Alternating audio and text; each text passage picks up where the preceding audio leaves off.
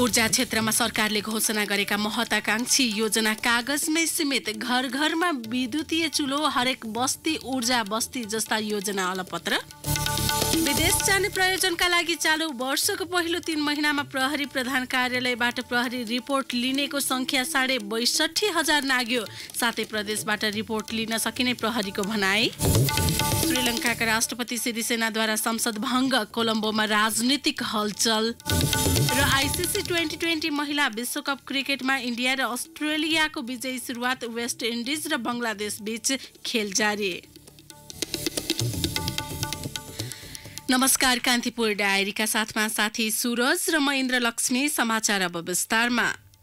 ऊर्जा क्षेत्रमा सरकारले गरेका महत्वाकांक्षी घोषणा कागजमै सीमित भएको छ। ऊर्जा, जलस्रोत तथा सिंचाई मन्त्रालयले घर घरमा विद्युतीय चुलो, हरेक बस्तीमा ऊर्जा बस्ती जस्ता महत्वाकांक्षी घोषणा गरे पनि कार्यान्वयन नहुँदा कागजमै सीमित बनेको हो। ऊर्जा मन्त्री वर्षमान पुनले ऊर्जा क्षेत्रको विकास र विद्युत उत्पादन लक्ष्य सहित गत वैशाखमा महत्वाकांक्षी योजना घोषणा गर्नुभएको थियो। मन्त्री पुनले जारी गरेको श्वेतपत्रमा शिक्षा र स्वास्थ्यका लागि उज्यालो विशेष कार्यक्रम समेत समावेश गरिएको थियो। ग्रामीण क्षेत्रमा आधुनिक ऊर्जाको पहुँच वृद्धि गर्न सार्वजनिक विद्यालय, स्वास्थ्य केन्द्र तथा सूचना केन्द्रहरूमा नवीकरणीय ऊर्जाको अधिकतम प्रयोग गरिने श्वेतपत्रमा उल्लेख गरिएको छ। तर घोषणा गरेको 7 महिनासम्म पनि ठोस कार्ययोजना आउन सकेको छैन। श्वेतपत्रमा सिंचित कृषि क्षेत्रको अभिवृद्धि, सङ्घीय नेपालको समृद्धि, नदी किनाराका गरा सदा हरा भरा जस्ता लोकप्रिय नारा समावेश गरिएको थियो। तर श्वेतपत्रमा भएका कुनै पनि काम अघि बढ्न सकेको छैन। हरेक घर ऊर्जा घर कार्यक्रम अन्तर्गत ऊर्जा दक्षता कार्यक्रम र घरमा राखिने रुफटप सौर्य ऊर्जालाई नोट मिटरिङ र नोट पेमेन्टका आधारमा राष्ट्रिय ग्रिडमा जोड्ने श्वेतपत्रमा उल्लेख गरिएको छ। घोषणा गरेका आयोजना बन्न सक्ने आधार, प्राविधिक पाटो, बजेट लगायतका विषयमा अध्ययन नै नगरी हचुवाका भरमा लोकप्रिय नारा राख्ने परिपाटीका कारण समस्या भएको एक अर्थविदले बताए। समृद्ध नेपाल सुखी नेपाली कार्यक्रम अन्तर्गत घोषणा गरिएका अधिकांश आयोजनामा बजेट समेत विनियोजन हुन नसकेपछि त्यसै अलपत्र पर्ने सङ्केत देखिएको हो। चालु आर्थिक वर्षको 3 महिनामा प्रहरी प्रधान कार्यालयबाट 62,000 जनाले प्रहरी रिपोर्ट लिएका छन्। प्रहरी रिपोर्ट लिने अधिकांश वैदेशिक रोजगारीमा जान चाहनेहरू छन्। विदेश जान प्रहरी रिपोर्ट अनिवार्य मानिन्छ। गत आर्थिक वर्षमा 2,77,495 जनाले प्रहरी रिपोर्ट लिएको र चालु वर्षको 3 महिनामा 62,684 जनाले लिएको प्रहरी तथ्याङ्कले देखाउँछ। प्रहरी प्रवक्ता एसएसपी उत्तम राज सुवेदी विदेशमा रहेका नेपाली आवश्यक पर्ने प्रहरी रिपोर्ट छिटो छरितो उपलब्ध गराउन इमेलबाटै आवेदन लिने र इमेलबाटै प्रहरी रिपोर्ट पठाउने व्यवस्था मिलाइएको बताउनुहुन्छ। उहाँले भन्नुभयो, अझै छिटो छरितो र सहज हुने गरी उपलब्ध गराउन भविष्यमा अनलाइनबाटै प्राविधिक तयार पार्ने गर्ने प्रक्रिया हेडक्वार्टर्सले अगाडि बढाएको छ। विदेश जानेलाई केन्द्र र सातै प्रदेशबाट आवेदन लिने तथा प्रहरी रिपोर्ट दिने व्यवस्था मिलाइएको प्रहरीको भनाइ छ। हाल काठमाडौँको महानगरीय प्रहरी आयुक्तको कार्यालय रानीपोखरी, महानगरीय प्रहरी वृत्त महाराजगञ्ज, कालीमाटी, गौशाला, महानगरीय प्रहरी परिसर भक्तपुर र ललितपुर तथा सातै प्रदेशबाट प्रहरी रिपोर्ट लिने व्यवस्था मिलाइएको छ। प्रवक्ता सुवेदीले उपत्यकाभित्रबाट निवेदन दिएको 3 दिन भित्र र प्रदेश कार्यालय तथा विदेशी नागरिकका लागि एक सातामा प्रहरी रिपोर्ट उपलब्ध हुने बताउनुभयो।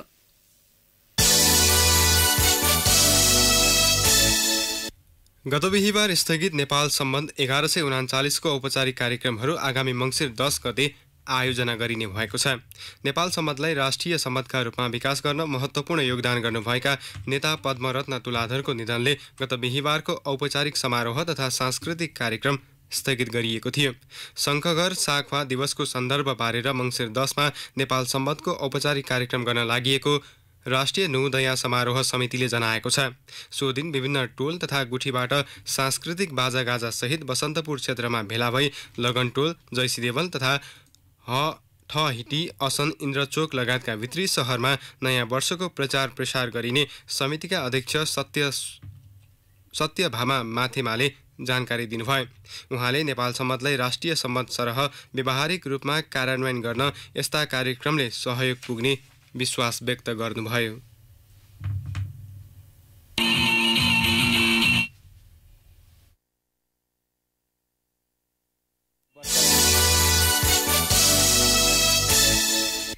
पश्चिम नेपालका पहाडी जिल्लामा काठले बनाइने परम्परागत रोटे पिङ दशैंदेखि तिहारसम्म लगाउने गरिन्थ्यो। पछिल्लो समय युवा पुस्ता विदेशी नै र पाका पुस्ताले बनाउन नसक्दा धेरै स्थानमा सो पिङ लोप हुँदै गएको छ। तर पाल्पाको माथागढी 4 केरौलीका युवा भने हरेक वर्ष रोटे पिङ लगाउन जुट्ने गर्दछन्।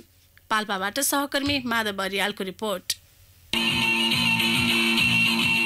पाल्पा केरौलीका युवा किशोर किशोरी बालबालिका हरेक वर्ष परम्परागत रोटे पिङ राख्न कसिन्छन्। उनीहरू हरेक वर्ष पिङको कुनै न कुनै काठ नयाँ फेर्छन्। दशैंदेखि तिहारसम्म धेरै युवा गाउँमा जम्मा हुन्छन्। चर्खे पिङ राखेको स्थानमा खाली जग्गा भएकाले टेन्ट लगाउने, माइक बजाउने र नाचगान पनि यही गर्छन्। युवा र बाल क्लब आमा समूहले पनि रोटे पिङका लागि साथ दिन्छन्। त्यसैले हरेक वर्ष यस्ता पिङ राख्ने गरिएको स्थानीय युवा पृथ्वीबहादुर गाहा मगरले बताउनु भयो। युवाहरू बढी भएको कारणले अनि पुरानो पुस्तादेखि चलिआएको र हामी युवाहरूले नै केही गर्न पर्छ भनेर हामीले जोस जागरका साथ यो पिङ हालेको।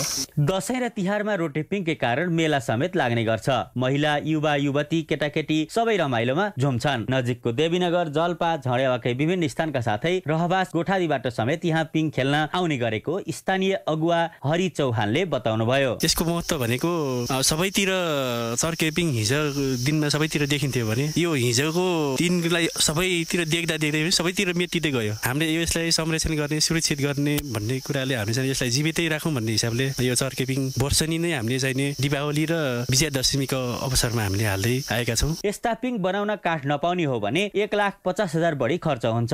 पिङ बनाउन उनीहरूले विभिन्न सांस्कृतिक कार्यक्रमबाट उठाएको पैसा खर्च गर्छन्। परम्परागत पिङले नेपाली संस्कृति र कलाको मौलिकता समेत झल्काउने भएकाले हरेक वर्ष यस्ता पिङ राख्दै आएका हुन्। रेडियो कान्तिपुरका लागि माधव बर्याल, पाल्पा।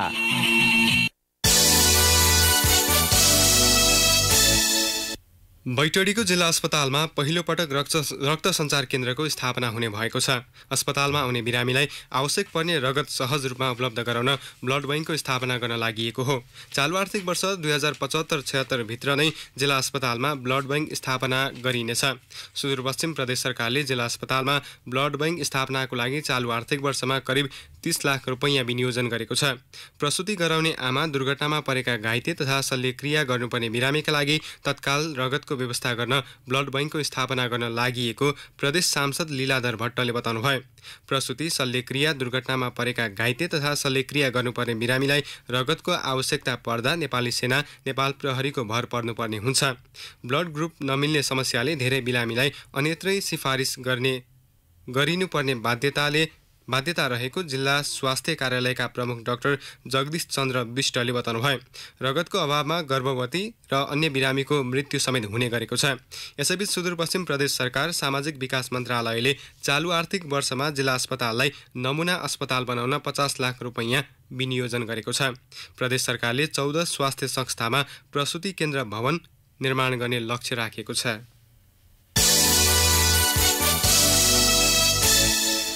महानगर विराटनगर नजिकै भए पनि मोरङको बुढीगङ्गा गाउँपालिका 5 पोठिया बस्तीका बासिन्दालाई सहरिया माहौलले उति साह्रो छुन सकेको छैन।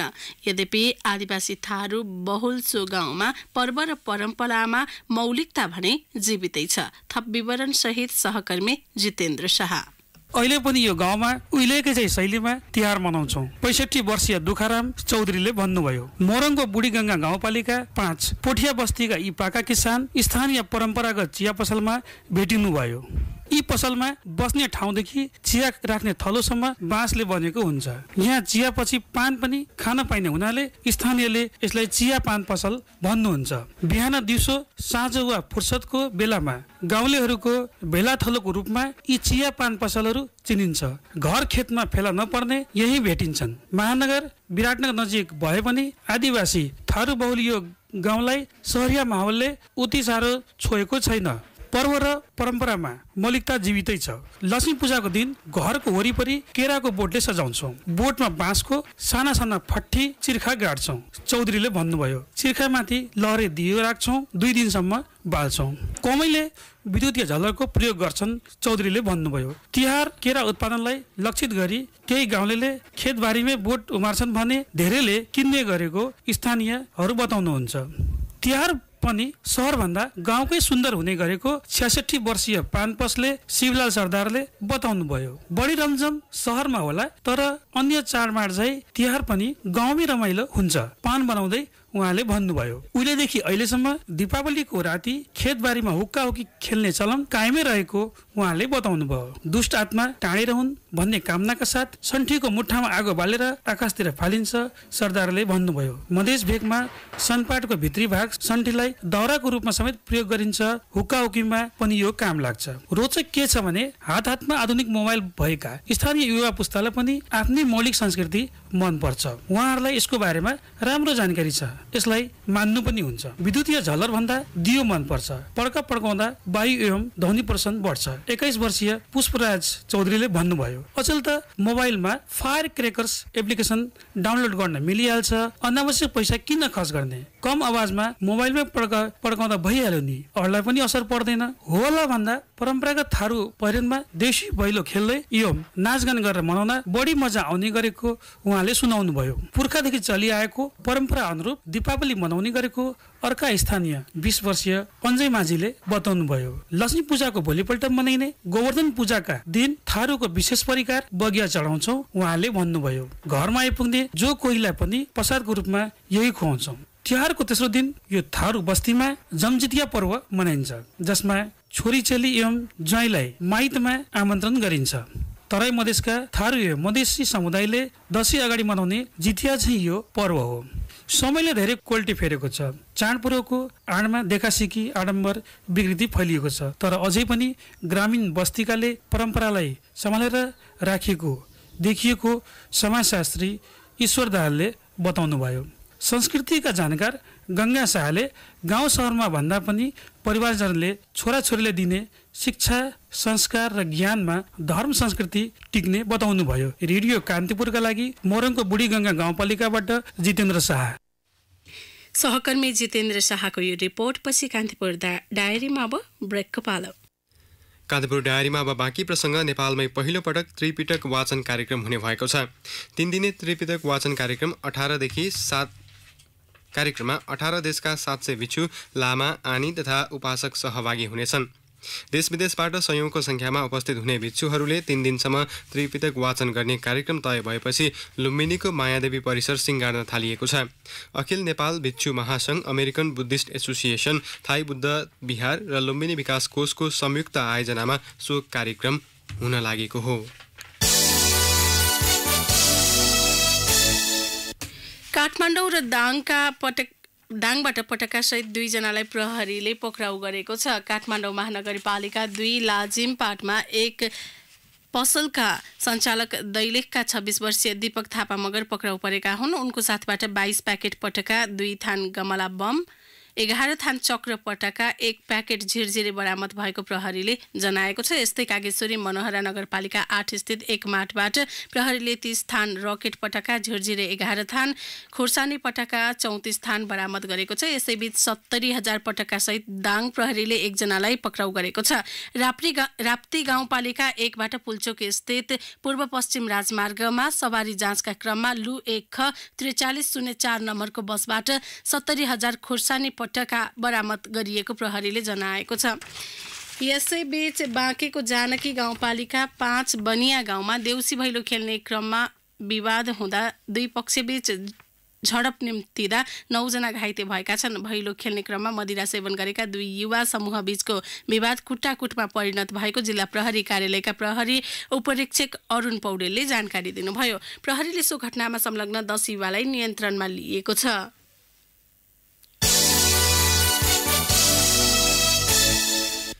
जबरजस्ती करनी गरिएको आरोपमा काठमाडौँ प्रहरीले 3 जनालाई पक्राउ गरेको छ। गोकर्णेश्वर नगरपालिका 7 दक्षिण ढोकाकी 12 वर्षीय बालिकालाई करनी गरिएको आरोपमा प्रहरीले धादिङ चैनपुरका 21 वर्षीय रबिन इटनी,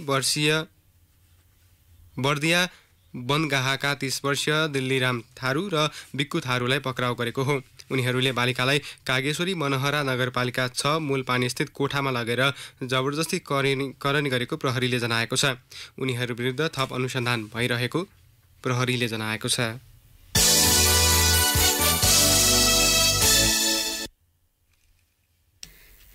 रसुवाको गोसाई कुण्ड र लाङटाङ पदमार्गमा घुम्न जाने आन्तरिक पर्यटकको संख्यामा वृद्धि भएको छ। पछिल्लो समय लाङटाङ र गोसाई कुण्ड पदमार्ग घुम्न जाने आन्तरिक पर्यटकको संख्या वृद्धि हुँदै गइरहेको लाङटाङ राष्ट्रिय निकुञ्जले जनाएको हो।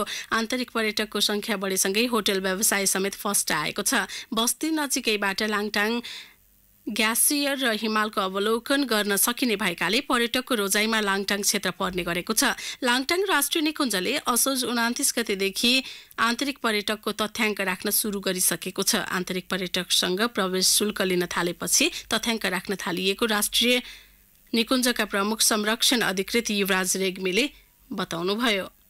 कान्तिपुर डायरीमा फेरि पनि ब्रेकको पालो। ब्रेकपछि अब अन्तर्राष्ट्रिय प्रसङ्ग। श्रीलङ्काका राष्ट्रपति मैत्रीपाला सिरिसेनाले संसद भङ्ग गर्नुभएको छ। पछिल्लो राजनीतिक सङ्कटसँगै राष्ट्रपतिले संसद समेत भङ्ग गरेपछि श्रीलङ्काको राजनीतिक वृत्तमा थप हलचल मचिएको हो।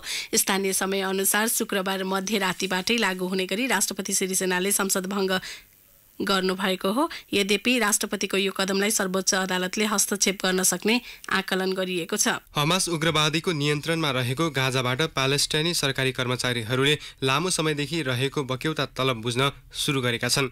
पछिल्लो समय खराब आर्थिक अवस्थालाई कम गर्ने प्रयासमा चालिएको कदमस्वरूप ती कामदारलाई बाँकी तलब वितरण गर्न थालिएको बीबीसीले जनाएको छ। लामो समयदेखि विद्रोहीको नियन्त्रणमा रहेको गाजा क्षेत्रका मजदुरहरूलाई तलब वितरण गर्न कतारले $1 करोड 50 लाख बराबरको सहयोग रकम उपलब्ध गराएको थियो। इजरायलले अनुमोदन गरेको एक सम्झौता अन्तर्गत कतारले गाजामा रहेको एक विद्युत गृहका लागि आवश्यक इन्धन खरिद गर्न समेत सुरु गरिसकेको छ। इजिप्ट संयुक्त राष्ट्रसङ्घले इजरायल र हमासबीच दीर्घकालीन युद्धविराम सम्झौता गराउने प्रयास जारी राखे पनि सो सफल हुन भने सकेको छैन।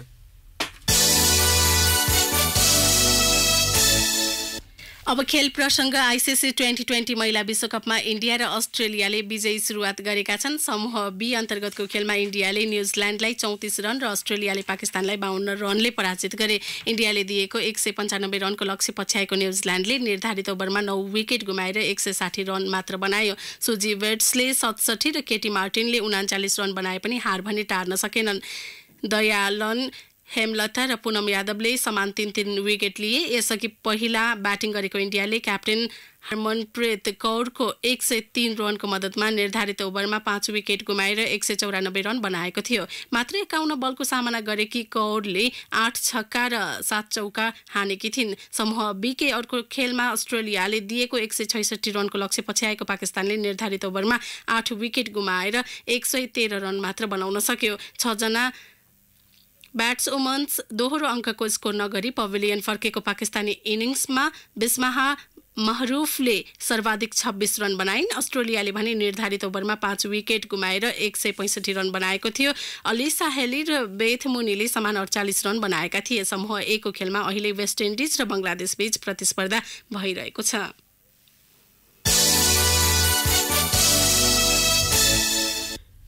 न्युजिल्यान्ड विरुद्धको दोस्रो वनडे क्रिकेटमा पाकिस्तान 6 विकेटले विजयी भएको छ। यो सँगै 3 म्याचको सिरिज 1-1 को बराबरीमा आएको छ। अबुधाबीमा 210 रनको मध्यम लक्ष्य पाकिस्तानले 40 ओभर 3 बलमा 4 विकेट गुमाएर भेटाएको हो।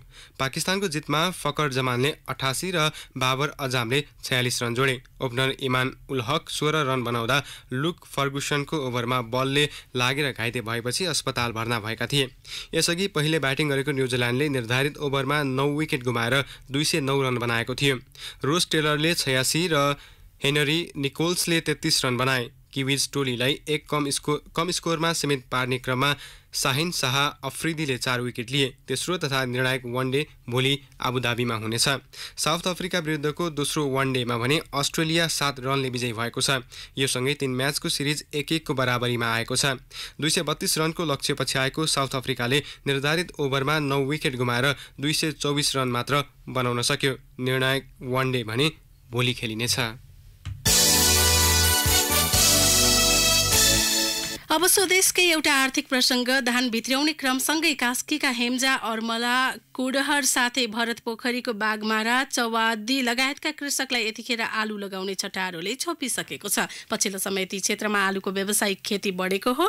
आलुको याम सुरु भएसँगै कृषकहरू बिउको माग अत्याधिक आउने गरेको कृषि सेवा केन्द्र मालेपाटनका नायब प्राविधिक सहायक उमा पुनले जानकारी गराउनुभयो।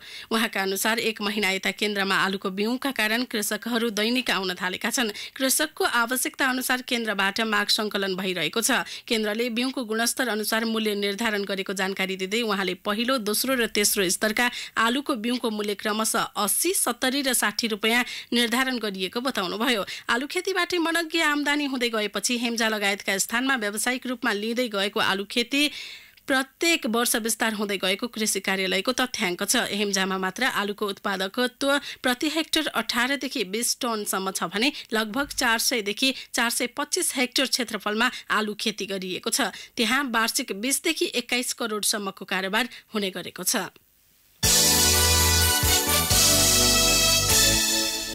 अब मौसम सम्बन्धी जानकारी। काठमाडौँ उपत्यका सहित मुलुकका अधिकांश स्थानको मौसम आज सफा रहने जल तथा मौसम पूर्वानुमान महाशाखाले जनाएको छ। उच्च पहाडी भेगमा भने अपराह्नपछि आंशिक बदली हुने र छिटपुट वर्षा समेत हुन सक्ने महाशाखाको अनुमान छ। केही बेर अघि 9 डिग्री सेल्सियस मापन गरिएको काठमाडौँ उपत्यकाको अधिकतम तापक्रम आज 23 डिग्री सेल्सियससम्म पुग्नेछ। सूर्योदय बिहान 6 बजेर 21 मिनेटमा भयो भने सूर्यास्त साँझ 5 बजेर 15 मिनेटमा हुनेछ। हवस् त यिनै प्रसङ्गसँगै कान्तिपुर डायरीको यो बुलेटिन यहीँ सकिन्छ। बिहान 8 बजे डेभलपमेन्ट एन्ड इकोनोमिक्स डायरीका साथमा उपस्थित हुनेछौँ। तबसम्मलाई साथी सुरज र म इन्द्रलक्ष्मी बिदा हुन्छौँ। नमस्कार।